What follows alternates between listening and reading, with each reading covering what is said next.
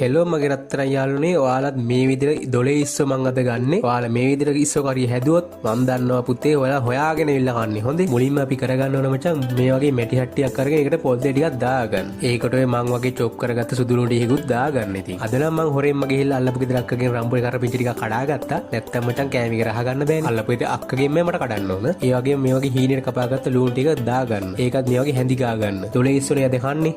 ඒ විස යන්නත් එක්ක වැඩිපුර පොඩ්ඩක් කහ ටිකක් දාගන්න. ඊට පස්සේ මචං කරගන්න ඕන මෙන්න මගේ මිරිස් කුඩු ටිකක් දාගන්න. ඒක චුට්ටක් හැඳිගාගෙන මං වගේ ගෙදර හදාගත්ත මස් කඩ ටිකකුත් දාගන්න. දාලා මේක පොඩ්ඩක් හැඳිගා ගන්න ඕන.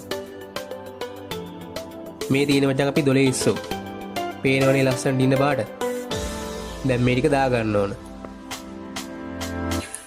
දැන් මේක මේ විදිහට හැඳිගාගෙන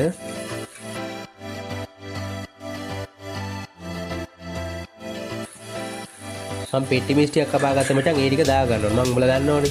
මම කෑම එකක් හදනකොට පෙට්ටි මිස් දාන්නේ අන්තිමට. ඒකට දැන් සැර වදින්නේ හොඳට.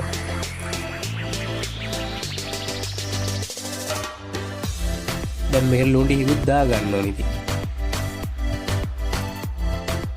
අන්තිම මචං උඹලට කරගන්න තියෙන්නේ මම වගේ මෙන්න මේ වතුර චුට්ටක් දාගන්න. හිච්චක් විතර දාගත්තා නම් කමන්නේ. බොරු වැල් වලට අරන් ඕනේ නැහැ මචං. මේ විදිහ ඉස්සුව හදාගන්න. ආයෙත් කන්නගේ පුතේ බඩ පැරෙන්න. ඕන්න අපි ඉස්සෝ හරිය හදාගෙන ඉවරයි. දැන් තියෙන ඉතින් මේක බෙදාගෙන බරස විඳින්න. අපි දොලේ ගිහපු වීඩියෝ එක බැලුවේ නැත්නම් YouTube channel එකේ තියෙනවා. ඒක බලන්න අනිවාර්යෙන්ම මම link එක දාලා තියන්නම් comment box එකේ. දැන් එහෙනම් මේක බා ගන්නවා. bye. එහෙනම් මචං අපි ගිහින් එන්නම් බුස්සarnයි.